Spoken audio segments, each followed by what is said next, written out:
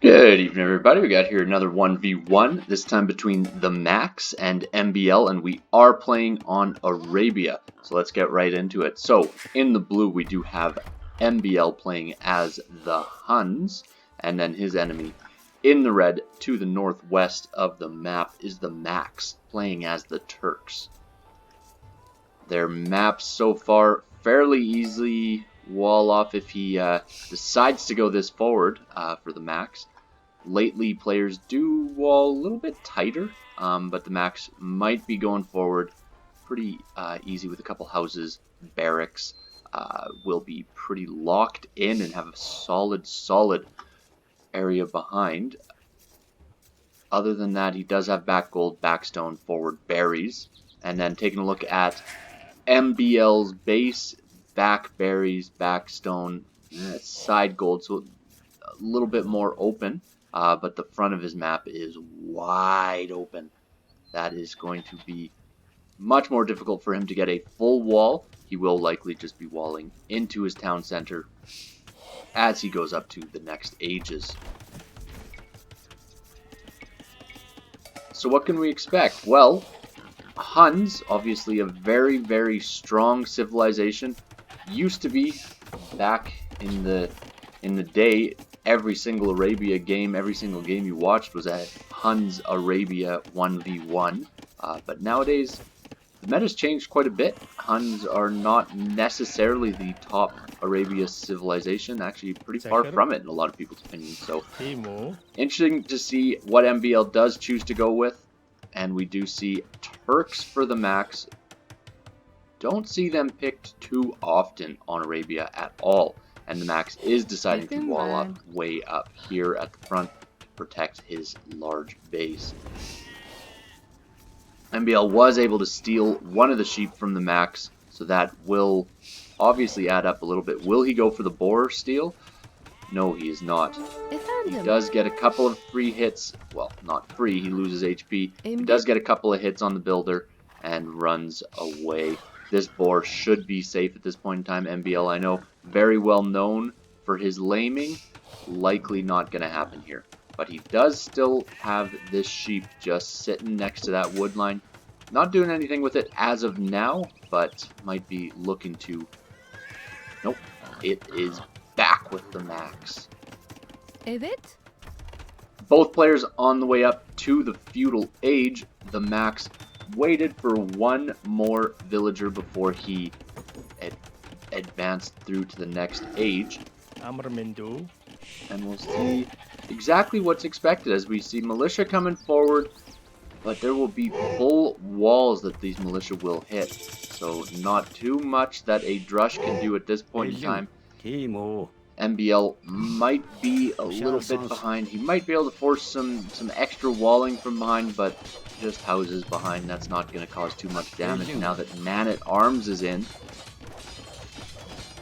And unlikely that this is going to do too much damage, if any at all. The sad truth is just that with full walls up front, there's not too much that can be done, but now there's an archer behind, and suddenly this attack is gaining some ground. Being able to hit these repair villagers, hit these villagers building the houses behind the walls with the archer, that does add quite a bit, and it does make it a little bit more difficult for TheMax to wall up behind. As we see archers, two now fletching, not yet in, but we'll be looking to get that as soon as possible, I'm sure. And a spearman forward, good idea, as there is a stable of scouts in there. And TheMax will be looking at just playing defensively, building up his economy, and going up to the next age eventually. Because of that archer being there, getting a couple of free hits, TheMax does lose his first scout, second scout, third scout, fourth scout, fifth scout, so he will be on 5 scouts, another one building up pretty quick here. He will not be too worried to engage against 1 or 2 spears with that many scouts, but He'll have to time it properly, make sure that he has the right number of scouts coming out, make sure that he can engage against this army, because this army is growing. You don't want it to get out of hand. Interesting to see what TheMax chooses to do. He is looking to loop around, trap this army in behind, engage against the archers first, get a couple of free picks, and look at the pathing.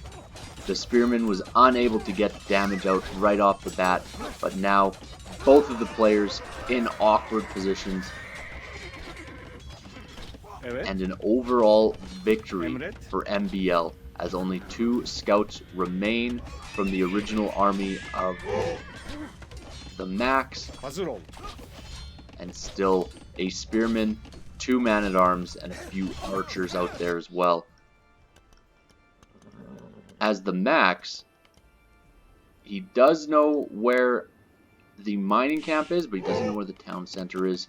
Woodlines. MbL already walled off. Interesting choice to wall there, and not just a couple here, but nonetheless, tower already protecting that woodline. Very tight base, and that is just the nature of it when you have such an open base. You sometimes have to play much more tightly than your enemy. And MbL continuing to apply pressure, will look to run in underneath this tower, but once he sees it, he decides, yeah, probably not worth it to engage against MbL at this point in time underneath the tower. Keep the push going forward with MbL, and skirms out in response. The Turks obviously want to be getting up to that next stage. You see definite power spikes throughout the game. Skirmishers long term, probably not the best call for Turks, but best call for this situation, definitely. And this army does have quite a few weak units in it, but that full HP spearman, as well as another half HP spearman, that really adds up quite a bit and will cause damage later on. MbL looking to just continue to scout, see what extra resources he can find, relics possibly when he gets to the next stage, and dropping a second archery range to really build up those archer numbers before he hits the next stage. Speaking of the next stage, we are neck and neck for food and pretty close for gold. Looks like TheMax is freezing up his TC, buys a little bit of food, and he is the first one up, but just behind him is MbL. All that wasted time, rewalling, repairing. Look at these villagers, many weak villagers. And that's, you know, a couple seconds here, a couple seconds there. It doesn't seem like too much, but as the game continues, those seconds add up to minutes, and those minutes make a big difference. Right now,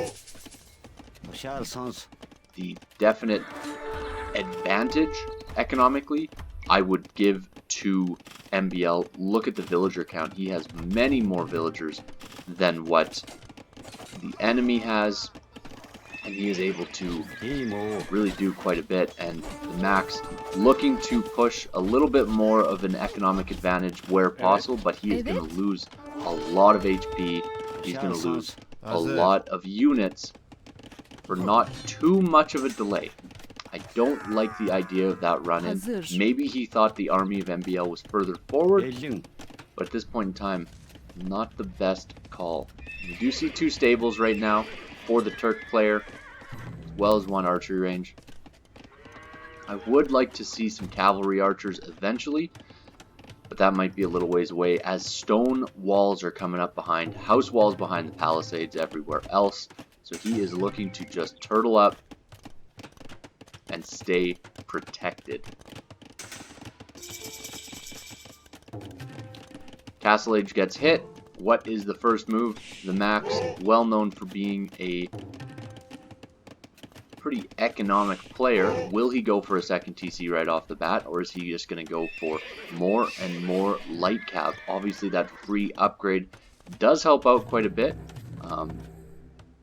But with this number of archers and cav archers coming out, Light Cav will not be able to get in close Evet. until they get to a massive number. So maybe he's hoping to win by raids.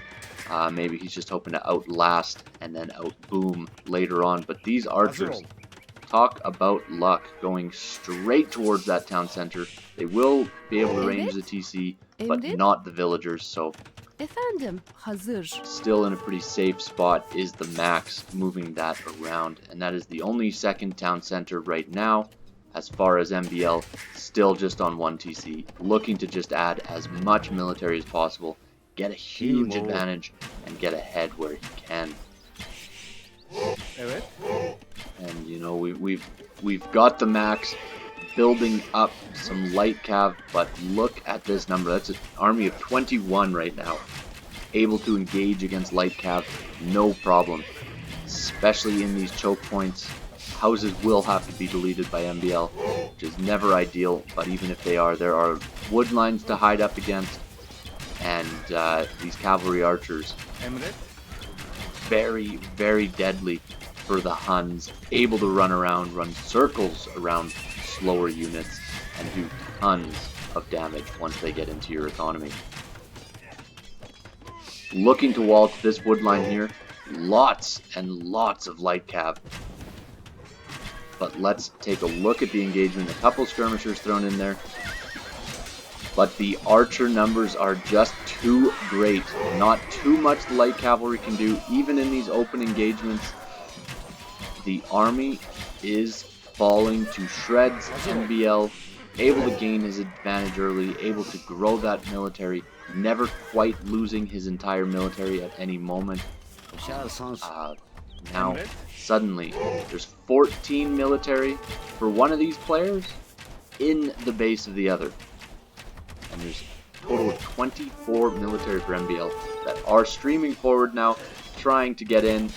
As the house wall, Max tries to block the cavalry archers in, but these cavalry archers have already done their damage. Lots of light cav all going down, and this is the beginning of the end. It looks like it's pretty much over for the Max. He did add in the second town center, but he is still so far behind on villager count, so far behind on military count. He really, really needs some sort of miracle to get back into this game. Looks like it's pretty much over, especially with all the idle time that he has had to experience. However, in saying that, if he can stave off this attack, he will have the economic advantage moving into the late game. MbL still on this one town center, still just trying to produce military as a priority, and this house still unable to be built, and the GG gets called. Great play of just continuing to add to your military advantage, continuing to apply pressure, and knowing that the more pressure you're applying to the economy of the enemy, the more damage you will be able to do later on.